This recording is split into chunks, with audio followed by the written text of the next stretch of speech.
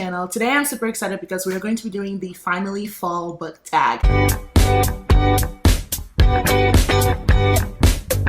I really love watching book tags because I think they're a fun way to answer some questions while giving people recommendations. And if you watch my channel, then you know I really love recommendations videos. I love making them, I love watching them, and I'm just all in for the fun fall activities that are going to be happening, and so I wanted to do this tag. Pumpkin spice latte. Yep!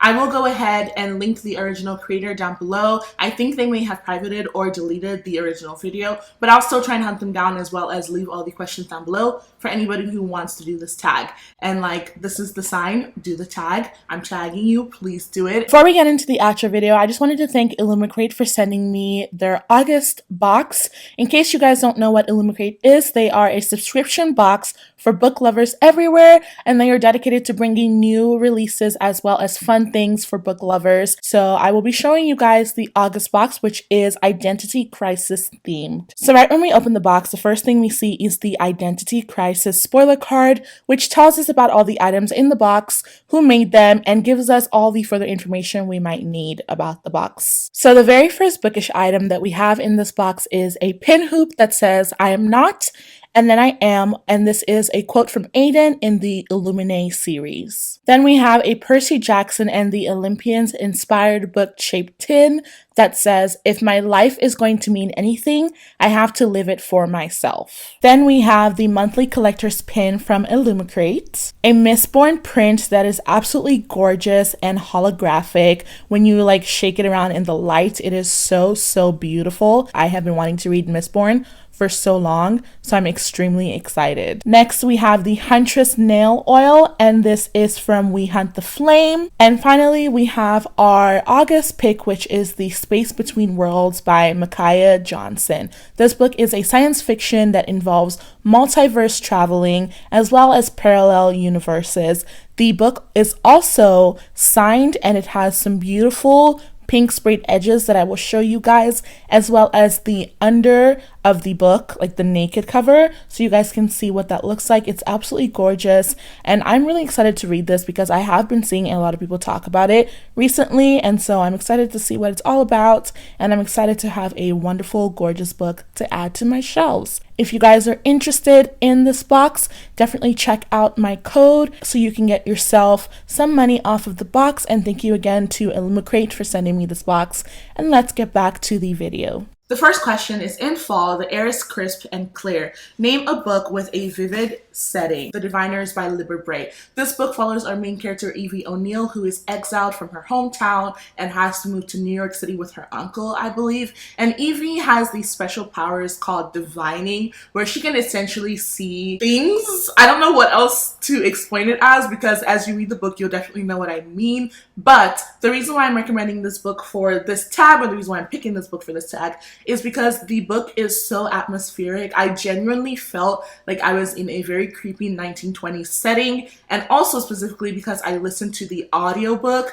I was so amazed because the narrator just had such a magical ability to create all these different voices for every character that I thought the book was genuinely like a full cast audiobook. You will feel so creeped out. You will feel like you're exactly where Evie and the gang are, and if you're looking for something that's going to make you both scared and feel like you're right there in the setting, like you're literally scared for your life, The Diviners is the way to go. This is an extremely popular book in the bookish community, and with good reason, so if you haven't read it yet, I definitely recommend picking it up. The second question is, nature is beautiful but also dying. Name a book that is beautifully written but also deals with a heavy topic like loss or grief. For this, I'm going to choose The Astonishing Color of After, because this book follows our main character whose mother has just committed suicide, and so she ventures to Taiwan because she believes that her mother has turned into a bird.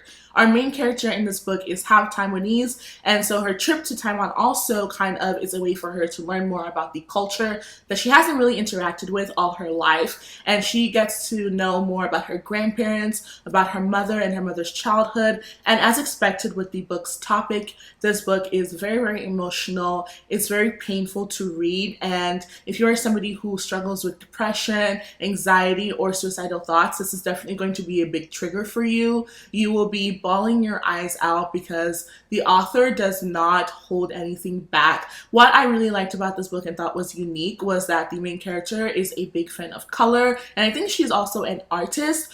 And a lot of the times when she was trying to figure out how people around her were feeling, she would ask them questions like, what color are you today? Are you a red? Are you an orange? Are you a yellow? To kind of gauge how people felt. And I thought that was a really great way to kind of discuss things about how people are feeling without outrightly being like, oh, how are you? Because a lot of times people ask, how are you? The answer is usually like, oh, I'm fine. I'm better than I was before. But the color thing is a really great way to kind of like figure out how people around you are feeling, and I didn't even think about that until I read this book, and I just thought it was really great. Third question is, fall is back to school season. Share a nonfiction book that taught you something new. For this, I'm going to choose Becoming by Michelle Obama, which is a book I constantly talk about, and this is Michelle Obama's memoir.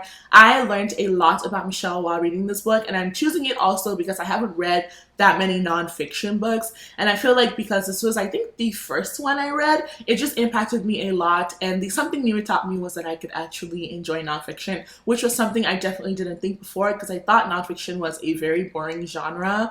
But yeah, shout out to Michelle Obama for that. Next is, in order to keep warm, it's good to spend time with people we love. Name a fictional family or household or friend group that you would like to be a part of. I'm picking the Raven Boys. I would absolutely have loved to be friends with everybody in the Raven Boys, including Blue. And I know a lot of people don't really like Blue, kind of me included, but I feel like they are just such a great friend group because you have Gansey, who is always looking out for his friends. So you want to get some lunch later or something? Yeah. What? I'll pay if you want. What? I'll pay. And always trying to be there for them. Then you have Ronan, who's kind of like the bitter, spiteful one in the group. And then you have people like Noah, who are just like super, super chill. And you have people like Adam, who is extremely chaotic. I feel like if I was in this group, I would probably be the best friend with Adam because Adam just loves to complain and I love to complain. And I feel like we'd be the two people in the group that are constantly complaining about things. The Raven Boys, or the Raven Cycle, follows a group of teenagers who are trying to find a dead Welsh king. And that's all I kind of want to say about it because it's one of those books where you really have to go into it not knowing much because it's a very, very difficult series to explain. And I would highly recommend, if you're going to read this, to buddy read it or to listen to the audiobook because especially the first book is extremely difficult to get into. I was very much like, it's all right, like it's whatever. But then I read the second book and I was grabbed. I was completely absorbed into the story. And I think part of the reason why is because of the writing style and the magical realism aspect of the book. If you're not used to magical realism, you might be like, what is going on? Because for half of the time reading the first book, I was like, what's a ley line? So if you are somebody who is currently reading it or who has DNF'd it, I definitely recommend picking it up again and trying out different ways or getting into a buddy read for it. But I'm going to put this down because I could talk about this book for hours. Next is, the colorful leaves are piling up on the ground. Show us a pile of fall colored spines. I have a pile here and it actually looks more fall than I thought it did when I first picked it out. Here we have When Dimple Met Rishi, Girls of Paper and Fire, Transcendent Kingdom, As the Shadow Rises, and finally the last story of Mina Lee. And I honestly am very happy with how this pile looks. The Girls of Paper and Fire book looked super purple to me, so I was very concerned, but now it is very nicely brown on camera. The next question is, fall is the perfect time for storytelling by the fireside. Share a book wherein someone is telling a story. This one I feel like was pretty hard because if you're thinking technically, any first person story could be like somebody telling you a story because it's first person, but I decided to choose The Seven Husbands of Evelyn Hugo. This book follows our main character Monique, who gets the opportunity to interview Evelyn Hugo, who is a very, very famous actress. And throughout the story, Evelyn is telling us about her past, how she, came to be who she is today, all the things she went through, and most especially the 7 husbands that Evelyn went through, marrying, the relationship she went through, all the things that happened to her in her life. And yeah, so it's just literally Evelyn telling her life story and telling us her life story. So it is the perfect book for such a prompt. Next is The Nights Are Getting Darker. Share a dark, creepy read. For this, I'm going to be sharing The Turn of the Key. This book is a mystery slash thriller that follows a woman who gets the opportunity to be a live-in nanny. And while she goes to this very, very high-tech house to take care of these kids, some really creepy and weird things start happening with the house and with the kids. And we are basically thrust into this mystery that just keeps you on your toes the entire time. I really loved this book. It's also very, very atmospheric. I forget if it's in Scotland or Ireland. I can't really remember, but this is one of those books that made I definitely thought I saw where it was set, and so that's why like my brain literally shut down. But like I was saying, this is one of those books that makes you feel like you're right there with the characters. I felt very, very cold while reading this book again, and maybe that's because I live in a place that is super warm most of the time. And so the whole time I was like, oh my god, imagine being able to wear a sweater. Next is The Days Are Getting Colder. Name a short, heartwarming read that could warm up somebody's cold and rainy day. For this, I'm going to recommend Bloom, which is a graphic novel I haven't really heard many people talk about since it came out. And it follows our main character, Ari, who is basically trying to figure out what he wants to do with his life. His parents own a bakery, and he doesn't want to continue working at the bakery. He wants to be a famous band member. Like, he and his friends have a band, and he wants to kind of like go and pursue that and pursue his own dreams. But of course, his parents want him to stay at home in their beach town and help them with their bakery. And Ari's like, no. And so he decides to kind of put out applications to get a new baker, somebody to take over his position. And that's where we get Hector, who comes into the story. It's just a very cute beachside romance, and I really, really liked that at the end of the book, you get a playlist, and I just feel like that is just so unique because I love when books have playlists at the end or like recipes. Really good example is To All the Boys I've Loved Before. There's like baking recipes. I just love the little extra pieces to it. The main character is Greek, I believe, and then the love interest is Samoan, and that's definitely not representation that I have seen really ever. Like, I don't think I can even think of a single time I've read a book with a Samoan main character or Samoan love interest. But sorry, I'm just getting like super distracted looking at this, but like honestly, look at the art. It's just absolutely gorgeous. Next question is, fall returns every year. Name an old favorite that you'd like to return to soon. I know you guys are probably expecting me to say Radio Silence. And I was going to say Radio Silence. But then I was like, how about I give them a little bit of a shockity shock. And I decided to choose another book that is an absolute favorite of mine, but I haven't really got the opportunity to talk about much because I don't know kind of like where to fit it. But it does make me extremely sad that people don't ever talk about this book. I literally cannot think of a single person I know who I've ever seen talk about this book. And the book I'm talking about is A Taxonomy of Love. This book is just wow. The book follows our two main characters who become friends when they are 13, and it follows them from ages 13 through I think 17 or 18 and their friendship and all the losses that they go through. This book is very short. I don't know if you can see that, it's very short.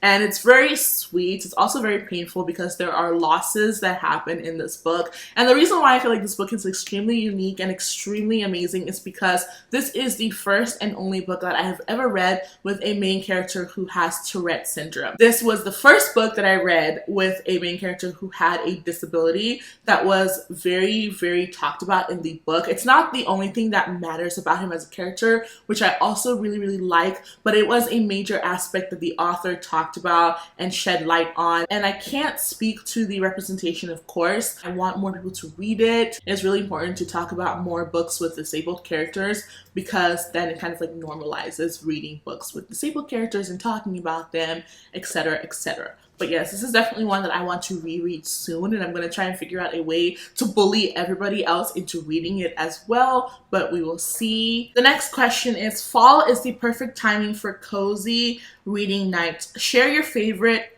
cozy reading accessories. I don't know why that question was so difficult for me to read, but I don't really Can't really think of like an accessory because I barely just got bookmarks, and so that can't be like my favorite reading accessory. But I guess what I'm going to choose for this prompt is coffee. Coffee to me is definitely a necessary accessory. I drink coffee in the morning, in the afternoon, and in the evening, and I really need to start drinking in the evening because that's why I end up sleeping at like 5 a.m. But that is going to be my accessory. The final question or the final prompt for this is to spread the autumn appreciation and tag some people. If you're watching this video, I tag you automatically to do this tag. I want to see what books you're going to choose. I want to hear about the books you love, the books you're recommending, all of that. So if you're watching this, please do the tag. Go ahead and leave maybe an autumn leaf or something in the comments, or write autumn leaf so I know you've watched the entire video. But yes, that is the end of it. Thank you so much for watching. I hope you guys have a wonderful day. I will catch you later.